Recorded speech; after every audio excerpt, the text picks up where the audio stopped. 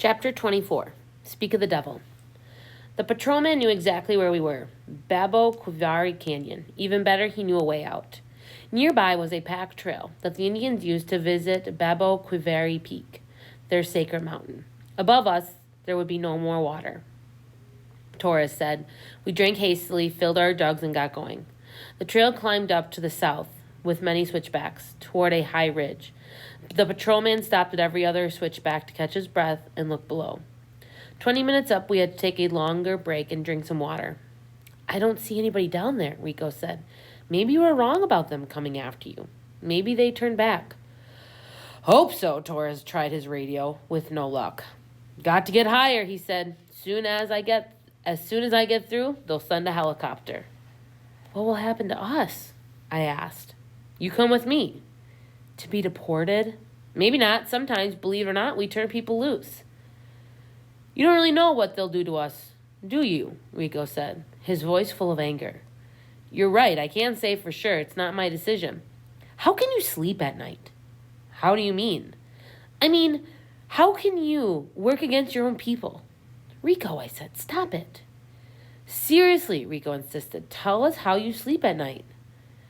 I do a job that needs to be done, Torres replied. I enforce the law. Yes, we do all we can to slow the flood of illegals, but I also save many lives, and we catch some dangerous criminals. Listen, I can't stand here and argue with you. My head hurts and my partner is dead. The air went out of Rico's anger. I'm sorry, he said.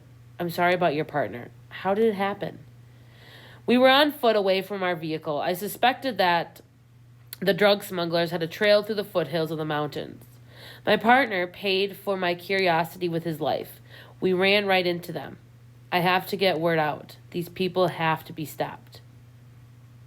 I pointed down the mountain. Uh-oh. Far below, two men were winding their way up the switchbacks. The one in the lead had an assault rifle in one hand and a water bottle in the other. I squinted. He had a green baseball cap worn backwards. I even saw a glint of purple. Jara, I said. Torres rose unsteadily to his feet. Who's he? Rico was glaring at me.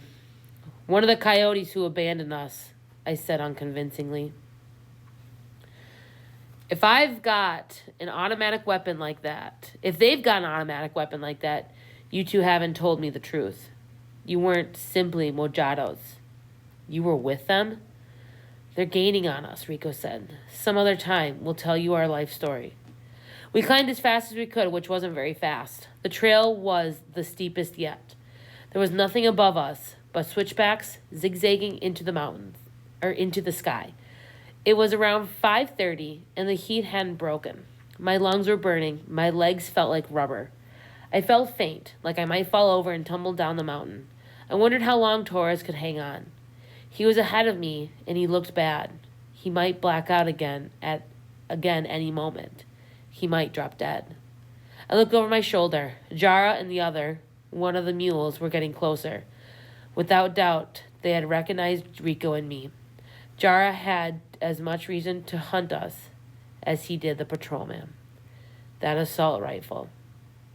Jara and the boss must have switched weapons before Morales took off with the rest of the mules. By the grace of God, we reached the top of the switchbacks. We were on the ridge, and Torres had his radio out. I looked over the edge. Jara and the mule were about 500 feet below us. There's no time to get a helicopter, I said. And no place for it to land, Rico added. It was true. The face of the ridge was steep and strewn with rubble. Torres was stumbling along the trail, talking into his radio, telling them to answer. I knelt down and shoved a rock over the edge, twice as big as a soccer ball. Rico and I watched it bounce down the slope faster and faster, straight at Jar and the mule. Just before it reached them, it exploded into pieces that went flying in all directions. In the nick of time, they flattened themselves, or else their heads would have been taken off. You go ahead with the policeman, I said. I'll stay back and hold them off. You sure? I'm sure, I yelled. Go! I crawled to the edge on my hands and knees. I peeked over. Jara was picking himself up, and so was the mule. I started another rock rolling, this one bigger than the first, and watched it bound in huge leaps straight down on them. Unfortunately, it didn't break apart. It bounced 20 feet over their heads, but it had loosened other rocks on its way down, which made them scramble for their lives. I had them pretty well pinned down. They might think they were out of sight behind some small boulders, but I could see their legs sticking out. It wasn't going to be easy for them to outflank me. The slope on either side of the trail was too steep for walking. They had to use the switchbacks to come up or to get back down. Either way, they'd be exposed as soon as they stood up. I knew I had them nailed down. They knew I had them nailed down. Time dragged.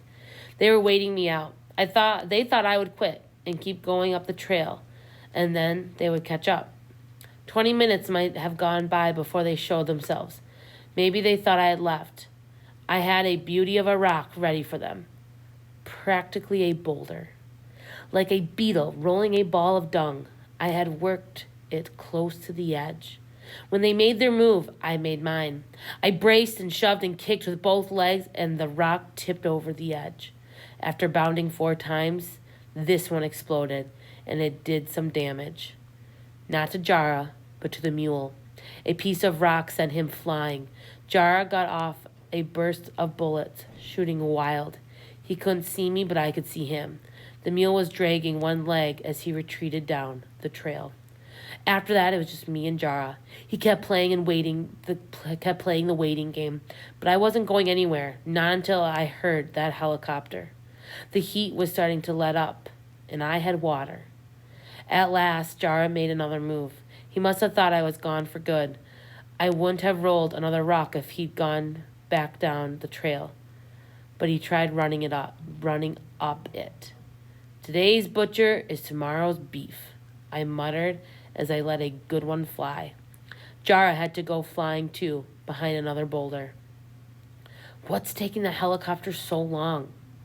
I wondered. Just then I heard it. The sound came from behind me, from over the mountain, not the Indian reservation, from Tuscan, I'd guessed. I could see the helicopter coming down. It landed out of sight. I took off along the trail as fast as I could. I had to hope that down below Jara wouldn't have heard the helicopter, would think I still had him pinned down. When I got there, there was no helicopter and no patrolman. There was only Rico. What happened? I panted. They got Taurus and they took off. Was he okay? I don't know. He was unconscious. Had he told them about us? Never got to it. He just said into the radio where he was and when he blacked out. What did you tell the rescue people? They didn't know I was here. I watched from behind a rock. Are you crazy, Rico? Jara's coming. You could have gotten away. I thought about it, but they wouldn't have waited for you. What about Jara? Are those two still after us? I hit the mule. He turned back. I'm not sure about Jara. I have a feeling he isn't going to quit. Let's go then.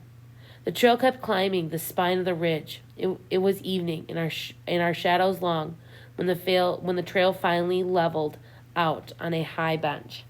Babo Quivari Peak was suddenly right there, right in front of us. Bigger than all imagination. A tower filling up the sky with soaring faces of solid rock. Placed on top of it, the great statue of El Cristo Rey would have looked like a tiny toy. We stopped to breathe and drank the last of our water.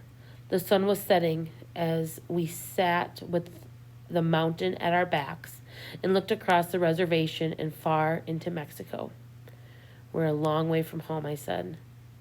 At the mention of home, Rico had nothing to say. Rico, I still say you should have gotten into that helicopter. No matter what happened, you would have been safe from Jara. Speak of the devil, Rico said, pointing below. Here he comes.